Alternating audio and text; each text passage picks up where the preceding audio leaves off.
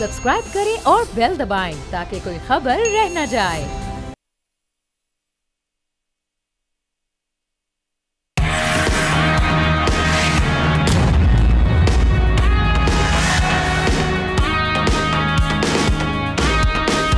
अस्सलामुअलैकुम, आप देख रहे हैं न्यूज़ पंच। मैं हूं आमना खटाना। इलेक्शन में कामयाब आज़ाद उम्मीदवारों को किसी भी सियासी जमात में शामिल होने का आज आखिरी रोज़ है। आज़ाद उम्मीदवारों को आर्टिकल 106 के तहत 3 रोज़ में किसी भी सियासी जमात में शामिल होना होता है। तो आज PTI ने MWM और सुन्नी इत्तेहाद काउंसिल से इत्तेहाद का बाज़ाब्ता ऐलान कर दिया है। चेयरमैन तहरीक इंसाफ बैरिस्टर गौहर ने कहा कि PTI के आज़ाद अरकान अब सुन्नी इत्तेहाद काउंसिल ज्वाइन करेंगे। हमारे आज़ाद उम्मीदवार सूबाई असम्बली, पंजाब, KP या कौमी असम्बली में हैं। अब इस तमाम तर सूरत हाल में सवाल ये है कि PTI का सुन्नी इत्तेहाद काउंसिल और मजलिस वहदतुल मुस्लिमीन से इत्तेहाद हुकूमत साजी के लिए कितना मुआवना होगा, ये सवाल लेकर अपने पैनलिस्ट की जानिब बढ़ूंगी। तारुफ करवा देती हूँ, हमारे साथ नज़ीर लगारी साहब कराची स्टूडियोज़ में मौजूद हैं। डॉक्टर दानिश हमें वीडियो लिंक के ज़रिए ज्वाइन कर रहे हैं। एहतशामुल हक साहब इस्लामाबाद स्टूडियो से हमारे साथ हैं। शहजादा जुल्फ़िकार हमें कोयटा से ज्वाइन करेंगे वीडियो लिंक के ज़रिए। आप तमाम का शुक्रिया। लगारी साहब से मैं आगाज़ करूँगी। लगारी साहब, किस तरह से देख रहे हैं इस इत्तेहाद को? मेरे ख्याल में ये तो होना ही था कि डॉक्टर दानिश साहब पहले ही कह रहे थे, जब हमारा अभी ये इलेक्शन का प्रोसेस ही नहीं शुरू हुआ था, इलेक्शन से पहले उन्होंने कहा था कि ये एक तो ये कि अपनी जमात में जा सकते हैं अगर उनकी जमात को रजिस्टर तस्लीम किया जाता है, या फिर ये किसी जमात में जाकर इत्तेहाद करेंगे। अब ये देखना ये है कि जिस मकसद के लिए वो जा रहे हैं वो मकसद कैसे पूरा होगा। वो मकसद तो असल ये है कि मखसूस नशस्तों को बचा लिया जाए। क्या ये मुमकिन हो सकता है कि मखसूस नशस्तें जो ख़वातीन की और अक़लियतों की हैं, क्या वो PTI को मिलती हैं? चूँकि उन्होंने जो मखसूस नशस्तों के लिए नाम दिए हुए थे वो PTI की तरफ से दिए गए थे, और अब चूँकि ये जमात 2 मुख्तलिफ़ जमातों में चले गए हैं, मजलिस वहदतुल मुस्लिमीन में और सुन्नी इत्तेहाद काउंसिल में, तो ये अच्छा हुआ कि जो 2 मुख्तलिफ़ मजहबी नुक्ता नज़र रखने वाले मजहबी ग्रुप हैं और दोनों के अंदर वो शामिल हुए हैं, तो ये एक यकजहती की भी अलामत होगी कि शिया सुन्नी इत्तेहाद भी इसमें साफ नज़र आता है। लेकिन असल बात यह है कि क्या वो उन पार्टियों की तरफ से, चूँकि एलोकेशन जो गई होगी वो अपने नामों की हुई होगी, फिर कैसे इलेक्शन कमीशन जो है PTI के लोगों की या PTI की जीती हुई नशस्तों पर उनकी लिस्ट के मुताबिक जो है वो अरकान का ऐलान करे। ये एक बड़ा सवाल होगा। अब भी एक बड़ा सवाल होगा, वैसे आइन क्या कहता है या आइनी तकाज़ा क्या है, इसके बारे में तो ज़ाहिर है डॉक्टर दानिश साहब ज़्यादा बेहतर बताएंगे जी। वो आइनी माहिर हैं। ज़्यादा मेरा नुक्ता नज़र ये है कि ये एक अच्छी इब्तिदा अच्छा फैसला, ये अच्छा इब्तिदा हुआ है। डॉक्टर दानिश साहब, आप किस तरह से देख रहे हैं ये जो आज एक डेवलपमेंट हुई है और दोनों राइट विंग हम देख रहे हैं कि पार्टीज़ हैं, इनके साथ इत्तेहाद? पहले तो बहुत शुक्रिया नज़ीर लगारी साहब का, उन्होंने आइनी माहिर कह दिया। मैं एक तालिब इल्म हूँ और एक तालिब इल्म की हैसियत से जो पढ़ता हूँ सामने लेके आता हूँ, और ज़ाहिर है वो आइन बोलता है। अब ये आपने जो सवाल उठाया था उसमें ये मैं पहले भी बता चुका था कि इलेक्शन 2017 में जो 404 और फिर उसका 1, 2, 3 अगर मिला के पढ़ें तो उसमें वो जो बात है वो क्लियर हो जाती है कि वो बाद में भी लिस्ट दे सकते हैं। देखते हैं इसके ऊपर इलेक्शन कमीशन क्या कहता है। दूसरा, मुझे यहाँ क्लियर नहीं हो रहा है क्योंकि मैं बहुत मसरूफ़ रहा, तो मैं आज ये चीज़ नहीं देख सका, लेकिन मुझे यहाँ तक तो ये पता है कि सुन्नी तहरीक में वो जम हो रहे हैं,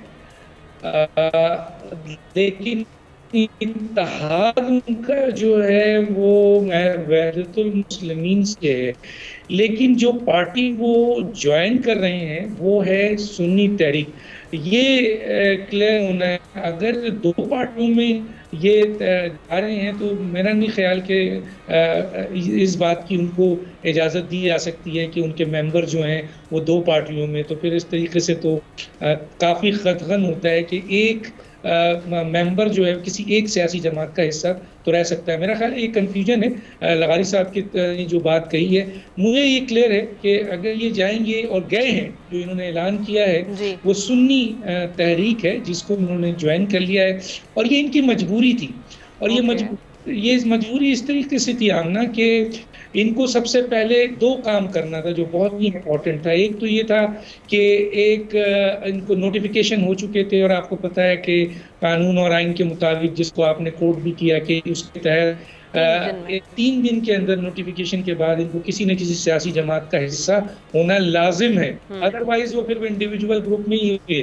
दूसरा जो बहुत बड़ा मसला था वो इनका था 60 वुमेन सीट और 10 जो अक़लियतों की सीट है, और इन 10 अक़लियतों और 60 की जो सीट की डिस्ट्रीब्यूशन है वो जाहिर है आपको भी पता है कि जनाब पंजाब में 4.3 मकसूद 4.3 से डिवाइड होगा, जिसके पास 4.3 होगा उसको एक सीट मिल जाएगी। खैबर पख्तूनख्वा में 4.5 है, सिंध में 4 है, कोयटा में 4.4 है।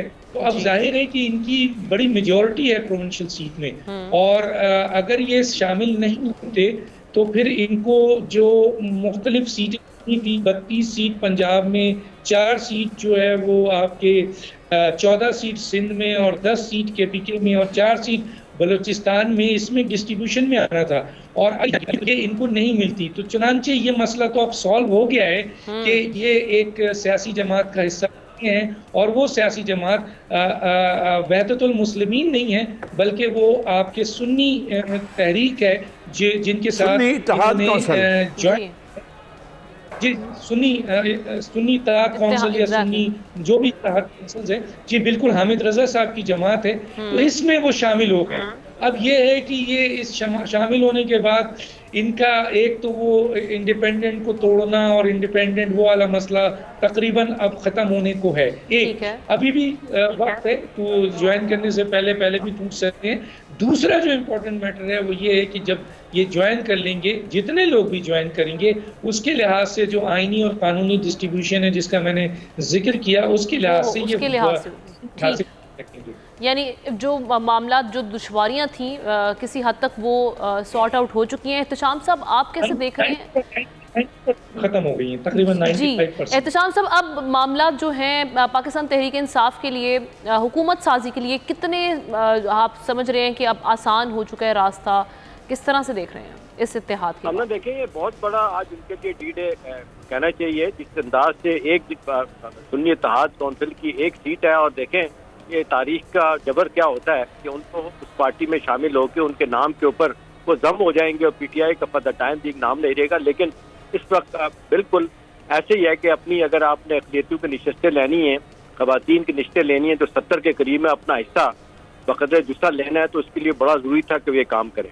अभी देखें, एक तरफ सूरत हाल यह है कि हम सियासी इत्तफ़ाक़ राय नहीं हो रहा है, जिसकी बहुत ज़्यादा शिद्दत से ज़रूरी है।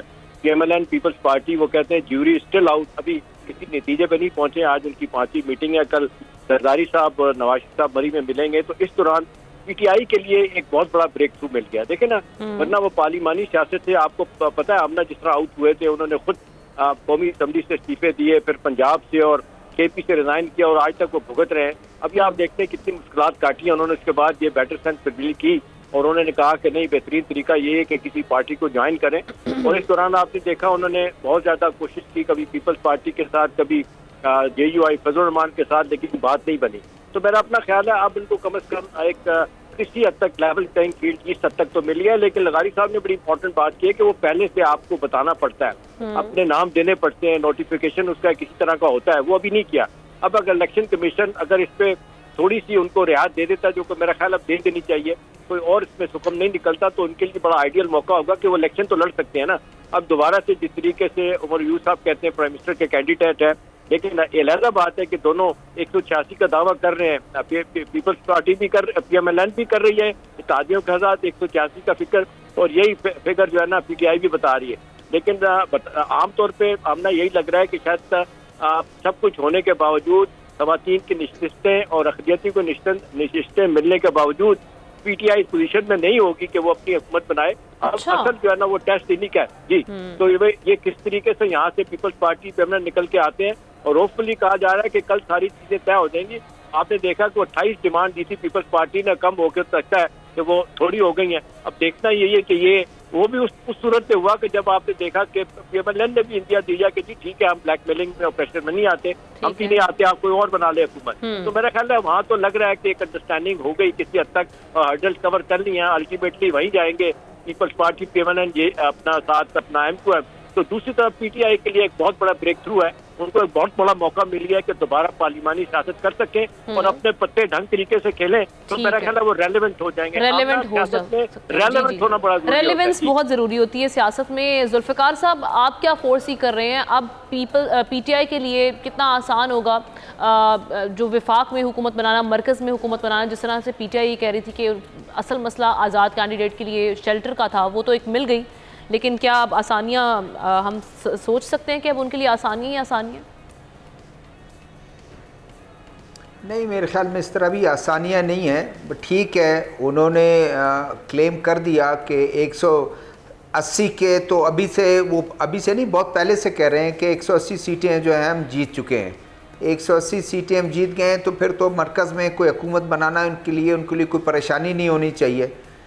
तो अब इस वक्त जो 92 उनकी पोजीशन है, 91, उसी की बुनियाद पर अगर उनको रिज़र्व सीटें मिल जाती हैं ख़वातीन की और माइनॉरिटीज़ को, और मुस्लिम लीग नून को भी मिलेगी, पीपल्स पार्टी को मिलेगी, और उनकी इस वक्त अददी बरतरी उनकी है मिला के। MQM उनके साथ हैं, बाकी पार्टियां आती हैं इक्का दुक्के 2-2, 3-3 वाली, वो भी इस्तेकाम पाकिस्तान है, उन्होंने भी उनको ज्वाइन करना है, और PMLQ उनके भी हैं, उन्होंने भी ज्वाइन करना है। ये तो तय है कि वो उधर जाएंगी। ये अच्छा किया है, इस एस्पेक्ट को मैं देखता हूँ ये बहुत ही बेहतर हुआ और बहुत अच्छा इम्पैक्ट है कि उन्होंने सुन्नी पहले MWM को जो है वो ज्वाइन कर रहे थे और चीज़ें चल रही थी। शायद उनको लगा कि ये ना हो कि वैसे जो मुल्की हालात हैं तो किधर ही हम ड्रिफ्ट कर जाएं एक तरफ और फिर हमारे लिए बहुत से लोगों को हमारे करीब आना मुश्किल हो जाए। तो सुन्नी इत्तेहाद कौंसिल को उन्होंने बैलेंस करके एक उन्हीं के साथ इत्तेहाद कर दिया और एक मैसेज दिया है, ये बहुत अच्छा हुआ है। और मुझे जिस तरह लगता है कि सबसे अच्छा एक इम्पैक्ट होगा मुल्क में कि अब कम से कम इमरान खान साहब और उनकी पार्टी जो है या उनके जो लोग हैं वो एक अलमबरदार होंगे सुन्नी और शिया इत्तेहाद का। इससे पहले भी दूसरी पॉलिटिकल पार्टीज़ ये करती रही हैं, लेकिन एक बहुत अच्छा इम्पैक्ट होगा कि वो मुल्क में इस चीज़ को भी वो करेंगे। इसके बाद बाय इलेक्शन होते हैं कहीं पर भी, तो ये तीनों मिलकर एक मुश्तरका कैंडिडेट खड़ा करते हैं और उससे एटलीस्ट ये होगा कि वो लोग उसको वोट करेंगे, उसमें ये तशख़ीस नहीं करेंगे कि ये सुन्नी फ़िक्र के जो लोग हैं, मुक्तबा फ़क्र के लोग हैं या उस दूसरे जो है शिया स्कूल ऑफ थॉट के लोग हैं। ये एक इम्पैक्ट उनका आएगा। अलबत्ता ये मैं देखता हूँ ज़रूर ये फ़ैसला बहुत अच्छा है। अब डिपेंड करता है कि क्या इनको मखसूस नशिस्तें मिलती हैं, नहीं मिलती, कानून की क्या है, वो इसको एक्सेप्ट करते हैं नहीं करते। अलबत्ता हुकूमत वो बना लेंगे बहुत आराम से खैबर पख्तूनख्वा में, और ये बहुत अच्छा इम्पैक्ट होगा कि उनका वज़ीर आला आकर वज़ीर आज़म के साथ मिलना जुलना। वज़ीर आज़म जब दौरे पर जाएंगे, सदर आसिफ अली ज़रदारी प्रोबेबली वो होंगे, अगर इस तरह इत्तेहाद में देख रहा हूँ, तो वो जब खैबर पख्तूनख्वा के दौरे पे जाएंगे तो कम से कम उनका वज़ीर आला वहाँ उनको रिसीव करने के लिए यानी फासले कम होंगे और आप जो एग्जैक्टली, और ये होना भी चाहिए क्योंकि सियासत में अगेन वही बात आ जाती है जिस नहज पर अब हम लोग पहुँच चुके हैं, वहाँ पर एक पेज पर बैठना, एक साथ बैठना, डायलॉग, ये बहुत ज़रूरी है। और इसी सिलसिले में हम देख रहे हैं कि हुकूमत साजी के लिए पीपल्स पार्टी और नून लीग के दरमियान पावर शेयरिंग मुज़ाकराती नशिस्त का तीसरा दौर आज हो रहा है। एक जानिब चीफ जस्टिस काजी फ़ाइज़ ईसा ने इंतखाबात कलअदम करार देने की दरख्वास्त वापस लेने की इस्तदा मुस्तरद करते हुए कहा है कि केस हर सूरत सुनेंगे। दूसरी जानिब साबिक कमिश्नर रावलपिंडी के इलेक्शन कमीशन पर इल्ज़ामात के मामले पर इलेक्शन कमीशन की आला सतह की तहकीकाती कमेटी ने काम का आगाज़ कर दिया। अब इस तमाम सूरत हाल में अहम सवाल ये कि इंतखाबी मुहिम में मुल्क व कौम की किस्मत बदलने के बुलंदो बांग दावे करने वाली कोई एक भी जमात हुकूमत का बोझ अकेले उठाने के लिए तैयार ही नहीं है और मुल्की मसाइल का हल सियासी डायलॉग में है। ये सवाल लेकर हम अपने पैनलिस्ट की जानिब बढ़ेंगे। आगाज़ करूँगी लगारी साहब आपसे ही। लगारी साहब, ये अभी जो सारी सिचुएशन बनी हुई है इसमें हम देख रहे हैं कि मुस्लिम लीग नून जो पहले जिन्होंने एक विक्ट्री स्पीच भी कर दी थी फ़ौरन से, अब वहाँ से भी खबरें आ रही हैं कि वो भी घबरा रही है। और रीज़न क्या है इसकी, आप क्या समझ रहे हैं कि तमाम जमातें कह रही हैं कि हमने गवर्नमेंट के लिए इतनी वो सीरियस नज़र नहीं आ रही, संजीदगी नज़र नहीं आ रही बनाते हुए? देखिए, असल बात यह है कि जिसने भी इस मुल्क की बागडोर संभालनी है वो मजलिस वहदतुल मुस्लिमीन है, वो सुन्नी इत्तेहाद कौंसिल है, वो पाकिस्तान पीपल्स पार्टी है, वो पाकिस्तान मुस्लिम लीग नून है, वो MKM है, वो कोई भी पार्टी है जो भी इस मुल्क की बागडोर संभालती है, उसके लिए दो चीज़ें बहुत अहमियत की हामिल होंगी कि मुल्क के अंदर सियासी इस्तेहकाम है और मुल्क के अंदर मुआशी इस्तेहकाम है, और दोनों शदीद अदम इस्तेहकाम का शिकार हैं। सियासी पोलराइजेशन बढ़ी हुई है और मईशत की बुरी हालत है। जो भी आएगा उसने सबसे पहले इन दो मसाइल की तरफ के हल की तरफ बनना है और फिर फ़ौरन ही बात, यानी इधर हुकूमत संभालेंगे और साथ ही उनका वास्ता पड़ेगा IMF के साथ। क्या वो IMF के साथ डील करते हैं, क्या शराइत लेकर आते हैं, किन शराइत पर उनके मुआहदात होते हैं, ये भी एक अहमियत की हामिल बात होगी। और फिर एक बात, अगर अब सूरत हाल ये है कि इन्होंने ज्वाइन कर लिया है, कल जो आज़ाद उम्मीदवार कामयाब होते हैं कि जी ये यहाँ से जो फलां पार्टी का जीता है वो तो गलत कामयाब हुआ था, यहाँ तो असल में एक आज़ाद उम्मीदवार जो हिमायत याफ्ता था PTI का वो जीता है। कल इलेक्शन का रिज़ल्ट ये आता है, तो फिर वो आज़ाद होने के बाद उसको अख्तियार होगा, ज़ाहिर अख्तियार ही होगा कि वो जाकर उस जमात में शामिल हो जाए जो उसकी पार्टी ने डिक्लेयर की हुई है। क्या ये पोजीशन होगी? अगर ये पोजीशन होगी तो फिर वो जो 180 का दावा कर रहे हैं 180 तक नहीं जाएंगे। हमें भी अंदाज़ा है कि इतना बड़ा नहीं है कि दोनों बाकी पार्टियों को वाइप आउट करके कहा जाए कि जनाब ये लीजिए आपके हवाले है सब कुछ। अच्छा। लेकिन फिर भी कुछ रिजल्ट ऐसा हो सकता है कि जनाब उनकी पार्टी में इजाफा हो जाए या कहीं कहीं उनकी सीटें लूज भी हो जाएं। बहरहाल ये सूरत हाल है, लेकिन असल बात ये होगी कि जो हुकूमत संभालेगा उसको सियासी और मुआशी इस्तेहकाम की तरफ बढ़ना। यानी चैलेंजेस बहुत बड़े हैं, फॉर्मिडेबल जिस तरह से चैलेंजेस हम देख रहे हैं आने वाली हुकूमत के लिए, शायद इसी वजह से कतरा रहे हैं। डॉक्टर साहब, ये जो मुस्लिम लीग नून और पीपल्स पार्टी एक फार्मूला जो तय करने जा रही है पावर शेयरिंग, ये आपको होता हुआ दिखाई दे रहा है जो अभी तक चीज़ें मामलात हैं? जी डॉक्टर साहब। जी बिल्कुल, इसकी 2-3 चीज़ें इंपॉर्टेंट हैं जो मेरे तक पहुंची मैं आप तक तो ज़रूर, लेकिन यहाँ इस वक्त अक्सरियत एक लिहाज से नहीं है, इसलिए कि जहाँ PTI ये दावा कर रही है वो उस वक्त दावा कर रही है कि मैं हुकूमत बनाएंगे अकेले, वरना अपोजिशन में बैठेंगे जब उनके फॉर्म 45 के हवाले से जो उनकी सीटें जीती हुई हैं उनको मिल जाएं, तो वो उस लिहाज से दावा कर रहे हैं। अच्छा, पीपल्स पार्टी और PMLN जो है वो अपनी अददी इस वक्त जो हैसियत है उस पर दावा कर रही है, लेकिन आपको ये पता हो कि इस वक्त इस्लामाबाद की 3 सीटों के ऊपर जो नोटिफिकेशन हुआ था उसे मौतूल कर दिया गया, और इसी तरीके से जो रावलपिंडी डिवीजन के कमिश्नर का स्टेटमेंट आया है, वो स्टेटमेंट छोटा मोटा स्टेटमेंट नहीं है, वो बहुत बड़ा स्टेटमेंट है। अब सवाल ये पैदा होता है कि निगरान हुकूमत और इलेक्शन कमीशन पे सिर्फ कमिश्नर ने इल्ज़ाम नहीं लगाया, उससे पहले पाकिस्तान की सबसे बड़ी आईनी बॉडी जो वकला की है पाकिस्तान बार काउंसिल, उसने भी इल्ज़ाम लगाया हुआ है, सुप्रीम कोर्ट बार एसोसिएशन ने भी लगाया हुआ है। तो आपको पता है कि पिंडी डिवीजन में 13 सीटें जिसमें से 11 सीटें नून के पास हैं।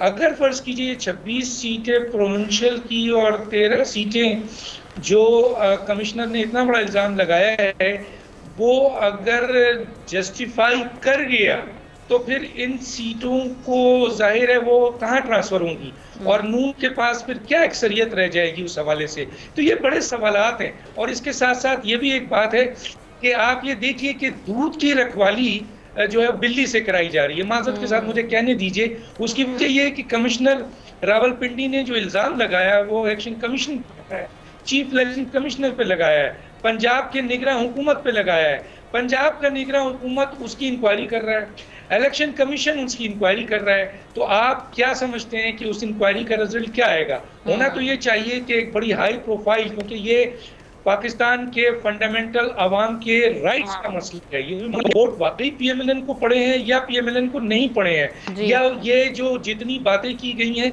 इसके लिहाज से ये एक फंडामेंटल राइट्स है, और फंडामेंटल राइट्स की बुनियाद पर सुप्रीम कोर्ट को चाहिए कि वो एक हाई प्रोफाइल जुडिशल कमीशन बनाए ताकि ये केस सामने आए कि ये रावलपिंडी के जो कमिश्नर थे उन्होंने ऐसे ही बात कर दी है, बड़े बड़े इल्ज़ाम लगे हैं, कैरेक्टर एक्सटेंशन हो रहा है। यहाँ तो सच बोलना इस मुल्क में बड़ा मुश्किल है, अगर कोई निकल के आता है तो हम उसका ये बताते हैं कि इसका दिमाग में खलल है। अरे भैया, दिमाग में अगर खलल था तो 35 साल तक 40 साल तक वो मुख्तलिफ पोस्टों पर काम करते रहे, उस वक्त आपको दिमाग में खलल नहीं है। अच्छा, दिमाग में खलल है, दिमाग में खलल। सुप्रीम कोर्ट, बार एसोसिएशन के बड़े वकला, पाकिस्तान बार काउंसिल जो कि बड़े अहम आईनी बॉडी है, उसके वकला, उनका खलल नहीं है। अब सवाल यहाँ पर जो इम्पोर्टेंट है वो ये है कि बंदरबाट हो रही है बैठ के।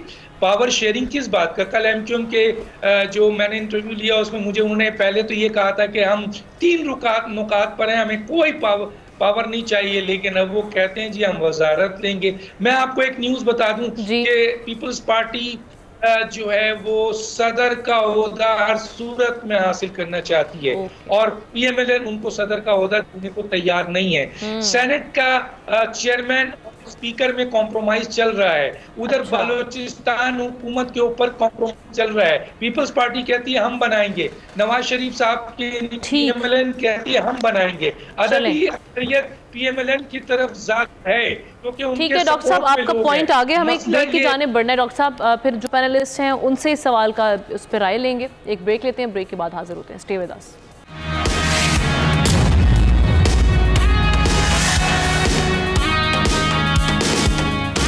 Welcome back once again. जिस तरह से ब्रेक पर जाने से पहले हम बात कर रहे थे पाकिस्तान पीपल्स पार्टी और मुस्लिम लीग नून की जो बैठक भी इस सिलसिले में हो रही है, पावर शेयरिंग फार्मूला मरकज़ में हुकूमत बनाने के लिए और बाकी मामला तय करने के लिए, इस हवाले से हम बात कर रहे थे। एहतशाम साहब की जानिब बढ़ूंगे। एहतशाम साहब, ये इस हवाले से आप किस तरह से देख रहे हैं? ये जो अभी डॉक्टर साहब भी कह रहे थे कि जो सदर जरदारी साहब को वो देखना चाह रहे हैं, इस पर कोई कॉम्प्रोमाइज़ नहीं है, बाकी चीज़ों पर मामलात में फिर भी डायलॉग हो सकते हैं, उस पर नेगोशिएशंस भी चल रही हैं, तो सर ये होगा कैसे सारे मामलात? होगा कैसे, मैं थोड़ा सा आपको बताता हूँ। जो अभी दानिश बात कर रहे थे ना, ये जो 3 इस्लामाबाद की सीटें रिवर्स हुई हैं और पीएमएलएन को लाले पड़ गए हैं, मेरा ख्याल है आमना हमें थोड़ा सा अपने अदारों पे भरोसा करना पड़ेगा। अगरचे हमारे अदारे जिस खराबी की तरफ पूरा माशरा गया वो भी गए हैं, तो मेरा ख्याल है अल्टीमेटली रिलीफ इन्हीं से मिलेगा। अभी देखें जो इस वक्त दबाव है, हम देख रहे हैं कि एक डेडलॉक तो नहीं है, एक अंडरस्टैंडिंग होती चली जा रही है पीपल्स पार्टी पीएमएलएन की। एमक्यूएम का नुक्ता नज़र तो बड़ा वाज़ेह है, हमें पता है कि वो किधर जाएंगे। अभी इनको 2 चीज़ें हो रही हैं। देखिए सारे मामले में दबाव जो आ रहा है ना, आमना इस्टेब्लिशमेंट पे आ रहा है, और इस्लामाबाद में ख़बरें ये भी हैं कि जी लोगों को ये बताया जा रहा है कि अगर आप डेडलॉक को नहीं तोड़ते या आप इत्तफाक राय से कोई हुकूमत साजी नहीं करते तो फिर ऑप्शन बड़े कम हैं। अभी इकॉनमी की भी बात हो रही जो ICU में खड़ी हुई है, तो वो बात हो रही है कि जी फिर हुकूमत के लिए, इस्टेब्लिशमेंट के लिए मसाइल होंगे कि वो क्या करें, क्या के टेकर्स गवर्नमेंट को कंटिन्यू करेंगे और फिर क्या इमरजेंसी खुदा ना खास्ता लगेगी। ये सारी बातें बताई जा रही हैं। और दूसरी तरफ मैं आपको बताऊं, एक बात बड़े वाज़ेह तौर पे यहाँ बता दी गई है कि अब क्योंकि इकॉनमी की हालत ऐसी है कि इसके साथ 1 मिनट के लिए भी आप ऑप्शन नहीं है आपके पास कि आप किसी को रिलीफ दे सकें या आंखें बंद कर सकें। इसलिए कहा जा रहा है कि जी वही बांग्लादेश का मॉडल इस हवाले से आएगा कि जी फ़ौज और अदलिया पीछे खड़ी होगी और इकॉनमी को ठीक करना होगा, जैसे हुसीना वाजिद ने किया है। अच्छा। तो मेरा ख्याल है देखें आमना इस वक्त सूरत हाल है कि $1.1 बिलियन का जो आखिरी किस्त हमारे 3 साल के मायदे की मिलनी है अगले महीने, अगर ये खुदा न खास्ता किसी सियासी बुनियाद पर ये रुक जाती तो then we are gone for 6। फिर हमारे लिए मसाइल इतने बढ़ जाएंगे कि हमें ये, अभी तो टेक्निकल डिफ़ॉल्ट पिछली हुकूमत में हुआ था, यहाँ हमारे लिए इंतहा से ज़्यादा मुश्किलात हो जाएंगी। लिहाजा मेरा ख्याल है जितनी जल्दी ये हो सकता है, ये कोशिश इनकी तरफ से है, इस्टेब्लिशमेंट की तरफ से कि आप मामला तय करें और जाके पार्लियामेंट में चीज़ें ठीक करें, तो मुझे लगता है कि उस तरफ चीज़ें जा रही हैं, अल्टीमेटली हो जाएगा। और आखिरी बात जो पूछ रही है जरदारी साहब वाली, आमना ये मुझे भी डेफिनेटली लग रहा है कि 28 मुतालबात में से सबसे बड़ा मुतालबा उनका यही है। लेकिन लेटली यही कहा गया कि शायद इस्टेब्लिशमेंट को भी रिजर्वेशन है और पीएमएलएन को भी है, क्योंकि उनको लग रहा है कि पिछली दफ़ा तो जब पीएमएलएन की हुकूमत थी और ये सदर अपना प्रेसिडेंट थे उस वक्त नहीं अपनी हुकूमत में ही थे, वो कह रहे हैं कि ये अगर हमारी हुकूमत बन जाती है तो जरदारी साहब शायद मुश्किलात पैदा कर सकते हैं। तो मेरा ख्याल है ये सारी इफ्स एंड बट के साथ बातें बननी है, लेकिन अल्टीमेटली मेरा ख्याल है इनको जरदारी साहब को राज़ी करने के लिए ये बड़ा ओहदा उनको देना ही पड़ेगा। जी सदारत वाला। ठीक है जुल्फ़िकार साहब, ये मुस्लिम लीग नून भी किसी हद तक परेशानी का शिकार है कि वाकई एक ऐसी फ्रेजाइल किस्म की या ऐसी वीक किस्म की जो गवर्नमेंट है उसमें फिर अगेन पीपल्स पार्टी जिस तरह से जो हम देख रहे हैं कि पावर अपने हाथ में लेना चाह रही है, तो वो कहीं ना कहीं मुस्लिम लीग नून भी सोच रही है कि क्या करना चाहिए क्या नहीं करना चाहिए, कन्फ्यूजन है। आमना कंफ्यूजन तो तमाम पॉलिटिकल पार्टीज़ में है। क्या पीपल्स पार्टी परेशान नहीं है? क्या मुस्लिम लीग परेशान नहीं है? यही पीटीआई आज़ाद जो बैक्ट हैं उनके लिए भी परेशान वो सब परेशान है, परेशान तो सब हैं। हाँ, जो पावर की बागडोर अपने हाथ में संभालेगा, बागडोर जो वो उनके लिए ज़्यादा मुश्किलात हैं कि हमने चीज़ों को किस तरह लेके चलना है। अब पीपल्स पार्टी का मसला ये है कि पीपल्स पार्टी की कल खबर चल रही थी कि पीपल्स पार्टी वोट करेगी, जो पहले दिन वाली बात थी, और काबीना में शामिल नहीं होगी। लेकिन कल खबर चल रही थी कि अब उन्होंने आमदगी ज़ाहिर कर दी है कि हम काबीना को ज्वाइन करेंगे। आज फिर एक खबर चल रही थी कि नहीं जी, उन्होंने इम्कान को मुस्तरद कर दिया कि काबीना में शामिल नहीं होंगे जी। अब पीपल्स पार्टी भी अपने तौर पर यह गेम खेल रही है कि जो कुछ भी डिसीजन लेने हैं काबीना ने लेने हैं, वज़ीर आज़म साहब ने लेने हैं, जो कुछ भी है वो नून करती रहे, बदनाम होना है, अच्छे नेक नाम होना है, सारा कुछ वो नून ही करे, हमें सदारत का ओहदा दे दे और स्पीकरशिप हमें दे दे, बलूचिस्तान में गवर्नमेंट हमें दे दे। ये उनके बड़े मुतालबों में से ये है। और चेयरमैन सेनेट पे भी शायद उनका एक वो है, देखें कि चेयरमैन सेनेट पे उनको, और गवर्नेंस ये ज़रूर वो अपने तौर पर वो करेंगे। मुश्किलात हैं। देखिए इस वक्त आगे जो मईशत की बात है, मुझे ये लगता है कि मईशत की जो सूरत हाल है उसमें सब पार्टियों को आगे आना पड़ेगा। पीटीआई बैक जो आज़ाद हैं, जो इस वक्त हम उसको फॉर्मली कहना शुरू कर दें कि सुन्नी काउंसिल के जो पार्टी या MWM, उनको भी आगे आना पड़ेगा और वो भी अपना रोल प्ले करेंगे। हुकूमत अपनी जगह, उनकी मुखालफत अपनी जगह, नून लीग से मुखालफत अपनी जगह, मईशत के उसके बाकी अगर इस तरह के थोड़े से वो आते रहते हैं, स्पीड ब्रेकर आते रहते हैं, जिस तरह कमिश्नर साहब ने कल कह दिया, अब वो उनकी तहकीकात तो होगी और तहकीकात होनी चाहिए। वो नून लीग के लिए कितनी मुश्किलात पैदा करती है। सोशल मीडिया पर तो अगर आप देखें, क्योंकि ज़ाहिर है पीटीआई का एक सोशल मीडिया बड़ा मजबूत है, तो उसमें तो ऐसा लगता है कि जैसे वो सारा कुछ रिवर्स हो गया और पीटीआई वाले आ रहे हैं और हुकूमत भी संभाल लेंगे और सारा कुछ हो जाएगा। मुझे ऐसा नज़र नहीं आता। ज़रूर उन्होंने आज 3 लोगों का नोटिफिकेशन रोक कर उनमें क्या वो करते हैं, नेक्स्ट डिसीजन क्या लिखते हैं। आला इख्तियारियती एक कमेटी भी कायम हो गई है। कमिश्नर साहब का कितना रोल होता है इलेक्शन में डायरेक्ट, वो सबको पता है। और कमिश्नर साहब ने बहुत एक इम्पॉर्टेंट बात की और मुझे बड़ा अच्छा भी लगा कि उन्होंने क्रेडिट दे दिया। उनकी कंट्राडिक्शन यही थी कि पाक फ़ौज ने जो है वो इलेक्शन बहुत बेहतर तरीके से कराए हैं। उसके बाद उन्होंने कहा कि जनाब चीफ जस्टिस साहब तो ये हैं और ये हैं, तो पाक फ़ौज को उन्होंने कम से कम ये दे दिया। इसका मतलब ये है कि इलेक्शन ठीक हुए हैं। उसके बाद फिर कंट्राडिक्शन है उनका कि आरओज़ ने ये किए हैं। होना ये चाहिए था कि जिस प्रेस कॉन्फ्रेंस में जिस जज्बाती अंदाज में उन्होंने किया है, तो उनके पास ढेर होने चाहिए और तमाम डॉक्यूमेंट्री प्रूफ कि ये देखें, ये देखें, ये देखें, ये देखें, और उसके बाद बात करते। लेकिन वो अभी भी लास्ट बात मैं कर लूँ आमना, लास्ट बात मैं करूँ, मैं लास्ट बात ये कर लूँ कि ये कमेटी बिल्कुल कर ले, इसमें पता चल जाए वाकई अगर सच्चे हैं कमिश्नर साहब, तो उन तमाम लोगों के साथ वही होना चाहिए जो कमिश्नर साहब ने अपने लिए सोचा है। और अगर कमिश्नर साहब ने किसी ऐसे उसके लिए किया है, लेकिन ये तो उनके ख्वाहिश के मुताबिक फिर उनको कचहरी चौक पर फिर फांसी चला गई। ये वो पहली बात नहीं थी। कई सियासतदान भी, जिनमें शाहिद खान अब्बासी साहब हैं, मुस्तफ़ा नवाज खोखर साहब हैं, दोनों का एक पार्टी से ताल्लुक रहा हुआ है, अभी उन्होंने क्विट की हैं पार्टीज। उनके अलावा भी बहुत से सियासतदान और बहुत सी पार्टी ये बात कर रही थी कि ये जो इलेक्शन है इसमें इरेगुलरिटीज़ पाई जा रही हैं, बड़े मार्जिन से लीड थी, जिसको बाद में चेंज किया गया और हमने खुद भी काफ़ी हद तक चीज़ें विटनेस की थी। लेकिन चले जनाब, अब देखते हैं, लेट्स सी आगे जाके क्या मामला किस तरह से तय पाते हैं और कहाँ को जाते हैं, ये आने वाला वक्त बताएगा। डॉक्टर साहब कुछ कहना चाह रहे थे? डॉक्टर साहब नहीं, मैंने सिर्फ ये कहा था कि एक तो मैंने ये कहा था कि देखें आप, उन्होंने एक आके प्रेस कॉन्फ्रेंस की थी, वो प्रेस कॉन्फ्रेंस एक्चुअली उसके लिए नहीं था, इस पर्टिकुलर इस चीज़ के लिए नहीं था।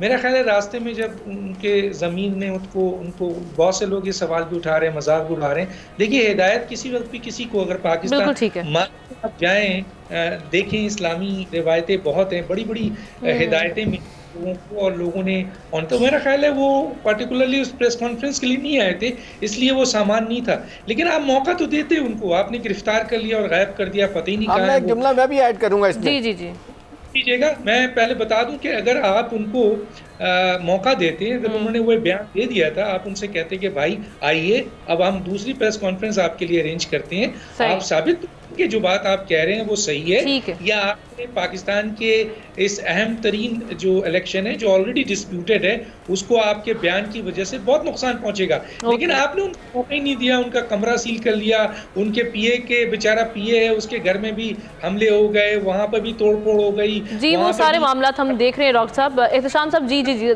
क्विकली आप ये ऐड करें। मैं इसमें ये कह रहा था कि आमना, ये जब इलेक्शन होता है, पूरा पिंडी डिवीजन बहुत बड़ा डिवीजन होता है, ये उसके कमिश्नर थे, इनका डायरेक्ट रोल नहीं किसी कमिश्नर का होता है, लेकिन मैं आपको बताऊं जो एक चीज़ होती है कि एक कमेटी बनाई जाती है जो बनती है हर इलेक्शन में डिवीजन में, उसमें आईबी के बंदे होते हैं, आईएसआई के बंदे होते हैं, स्पेशल ब्रांच के बंदे होते हैं, उसमें डिप्टी कमिश्नर भी उसका मेंबर होता है। अगरचे कमिश्नर डायरेक्ट इन्वॉल्व नहीं होता, लेकिन डिप्टी कमिश्नर डेफिनेटली वो कमिश्नर को रिपोर्ट देता है सारी बातों की।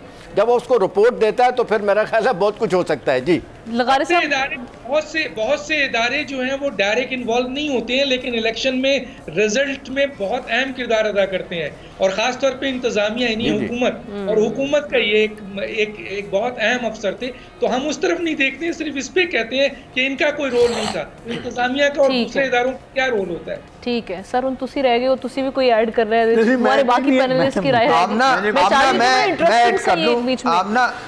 सर अब लगारी साहब को ऐड करने दें। नहीं, मुझे तो बेसिक जो सवाल था ये तो और चीज शुरू हो गई, जी, उसका हिस्सा नहीं है आपने जो आप असल बात ये है, आपका असल सवाल तो वो हो गया है। अगर प्रोग्राम करना है, पूरा एक प्रोग्राम इस पर कर देना है, कमिश्नर ने जो कहा है उसके ऊपर एक प्रोग्राम कर लें। नहीं, मसला ये है कि कमिश्नर के बारे में पहले तो हमें इस बात पर एतराज़ है कि उसको लापता क्यों किया गया है, उसको सामने होना चाहिए। और दूसरी बात यह है कि अगर हुकूमत पंजाब और इलेक्शन कमीशन ने इंक्वायरी करनी है तो उसका नतीजा क्या होगा, उसके बारे में ज़ाहिर है डॉक्टर दानिश के जो खदशात हैं उनको वजन दिया जाना चाहिए। और तीसरी बात यह है कि क्या ये हाई कोर्ट के जज की सरबराही में ऐसी कोई कमेटी नहीं बन सकती? आप बना लें, इंक्वायरी करवा लें, उसके बाद देखेंगे। मुझे भी उसकी कोई इंटीग्रिटी पर यह नहीं है कि मैं ईमान लाता हूँ कि जो कमिश्नर ने कहा बिल्कुल ठीक है, और कमिश्नर के ज़मीर जागा था। ऐसे लोगों के ज़मीर जो हैं कब और कैसे मौके पर जागते हैं, ये बहुत हैरत अंगेज बात थी। बिल्कुल ठीक है जी शहजाद साहब। आमना मैं ऐड कर दूं, आमना मैं ऐड कर दूं, जी जी आमना मैं ऐड कर दूं। देखिए बात यह है कि बिल्कुल अपनी जगह ये बात अपनी जगह बिल्कुल ठीक है, इंक्वायरी होनी चाहिए, इम्पार्शल इंक्वायरी होनी चाहिए, लेकिन दो चीज़ें बड़ी डाउट क्रिएट करती हैं कि चीफ जस्टिस का इलेक्शन में क्या किरदार होता है कि आप उसको घसीट रहे हैं और आप क्रेडिट दे रहे हैं, एक निज़ाम को क्रेडिट दे रहे हैं, फौज को क्रेडिट दे रहे हैं। तो जब आप क्रेडिट दे रहे हैं इसका मतलब इलेक्शन ठीक हुए हैं। फिर अगर आप क्रेडिट दे रहे हैं तो ये एक बहुत ही इंपॉर्टेंट बात है, लेकिन बहरहाल इसकी इम्पार्शल इंक्वायरी होनी चाहिए, सबके सामने आना चाहिए, पाकिस्तान के लोगों को पता होना चाहिए कि वो ठीक है या गलत है। जी ठीक है, ना सिर्फ इम्पार्शल इंक्वायरी इसकी होनी चाहिए बल्कि एक कॉम्प्रिहेंसिव किस्म की हम इन्वेस्टिगेशन को देख रहे हैं कि वो होना चाहिए, क्योंकि मामला बड़ा संगीन और तशवीशनाक पहलू भी है। 2024 में जाके इंतखाबात हुए, पहले डिले हुए और उसके बाद फिर इस तरह की बहस शुरू हो जाना। और इसी सिलसिले में हम देख भी रहे हैं कि कोइंसिडेंटली जिस दिन ये मामला उठा उसके बाद से पाकिस्तान में एक्स यानी ट्विटर की बंदिश शुरू हो चुकी है। अब तीसरा रोज़ है आज, और ये इस तरह से मामला ना सिर्फ अब देखे गए हैं बल्कि माजी में भी जब इंतखाबात की हम देख रहे थे कि बात शुरू हुई और उस हवाले से जो मुहिम शुरू हुई तो उसमें भी हमने कई बार ऐसा देखा कि बार बार ट्विटर को यानी एक्स को बंद कर दिया जाता था। पीटीए का इस हवाले से अभी तक कोई मौक़िफ़ सामने नहीं आया। इंटरनेट पर बंदिशों की निगरानी करने वाले आलमी इदारे नेट ब्लॉक्स ने भी इस तरफ निशानदही की है कि पाकिस्तान में सार्फिन को एक्स इस्तेमाल करने में परेशानी का सामने। सोचने वाली बात यह कि हमारे यहाँ कब तक नामसाइद मामलात कंट्रोल करने के लिए इंटरनेट या समाजी राब्तों की वेबसाइट्स की बंदिश का सहारा बनाया जाता रहेगा, और नामसाद हालात में मीडिया इंटरनेट की बंदिश का फ़ायदा क्या है और किससे है, ये सवाल हमारे सामने। और इस सवाल का जवाब मैं डॉक्टर साहब से स्टार्ट कर लेती हूँ। डॉक्टर साहब, एक तो ये वैसे बंद करके भी आप देख लें कि हमने VPN जिसने यूज़ करना है वो VPN डाउनलोड करेगा और वो वहाँ से जाकर यहाँ तक रसाई हासिल कर लेगा एक्स तक। तो ये क्या फ़ायदा इनको हो रहा है, और अगर हो रहा है तो किससे फ़ायदा हो रहा है, कि क्यों रोका जा रहा है? देखिए ये जो नेट एक्स ट्विटर बंद किया गया है, ये टोटल जिम्मेदारी तो हुकूमत की है ना। हुकूमत को क्या खौफ है इससे?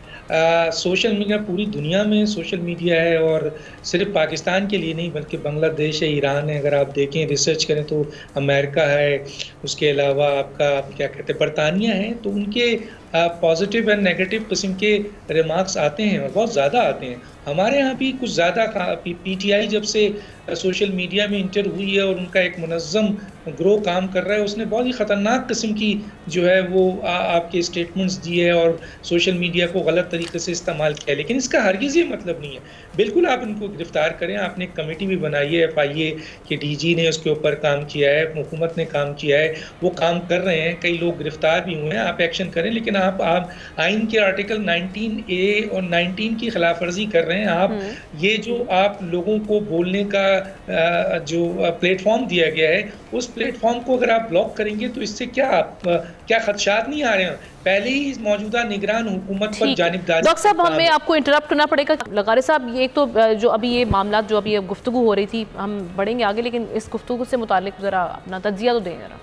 मेरे ख्याल में ये बहुत बेहतर पेशरफ्त ये है कि इन्होंने इंगेज करना शुरू कर दिया है दीगर पार्टियों को जिनको ये मानते ही नहीं थे। पहला राब्ता बहुत अच्छा था इनका, वो जमीयत उलमा इस्लाम से हुआ और उसके बाद जमात इस्लामी से हुआ। उसके बाद जो है उन्होंने ये राब्ता हुआ है और 2 जमातों के साथ सुन्नी इत्तेहाद कौंसिल और मजलिस वहदतुल मुस्लिमीन के साथ बाकायदा मर्जर किया है। और अब ये जो हैं वो गए हैं मौलाना फजलुर रहमान से जो एक ग्रुप अलग हुआ था शिरानी साहब का, उसकी तरफ गए हैं। तो मुझे ये महसूस हुआ, बाकी दोस्तों ने देखा हो, मैं अगर गलती पर नहीं हूँ तो हाफिज़ हम्दुल्ला यहाँ मौजूद नज़र आए मुझे। अगर वो थे तो फिर ये एक बहुत ही हैरत अंगेज़ होगा कि हाफिज़ हम्दुल्ला भी और शिरानी साहब भी एक ही छत के नीचे बैठे हैं, तो हालात जो है वो दूसरी तरफ जा रहे हैं। तो ये भी हमें देखना है।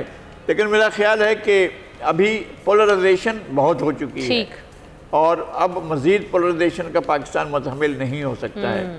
और जो वो दावा कर रहे हैं वो बहुत बड़ा दावा है, उसको अगर वो पूरा कर सकते हैं या उनका फार्म 45 के तहत रिज़ल्ट फार्म 47 उसके साथ टैली करें, अगर होता है तो उन रिज़ल्ट को ऐलान करें। बाकी नहीं तो आप दोबारा काउंटिंग करें, दोबारा जाकर देखें कि सारी सूरत हाल कैसी है। मेरे ख्याल में जिस सियासी इस्तेहकाम के लिए हम चाह रहे थे कि इलेक्शन हो, वो शायद मुझे अभी वैसे नज़र नहीं आ रहा। जो खदशात हैं एहतशाम साहब के, मैं भी उसे शेयर करता हूँ। चलें सर, चूँकि वक्त की कमी है तो मैं तमाम पैनलिस्ट से माजरत भी करूँगी क्योंकि हमारे पास वक्त ख़त्म हो चुका है आज प्रोग्राम का। सबका शुक्रिया भी अदा करूँगी इस दिन। आज के प्रोग्राम का वक्त ख़त्म हो जाता है, कल आपकी खिदमत में हाजिर होते हैं। अल्लाह हाफ़िज़।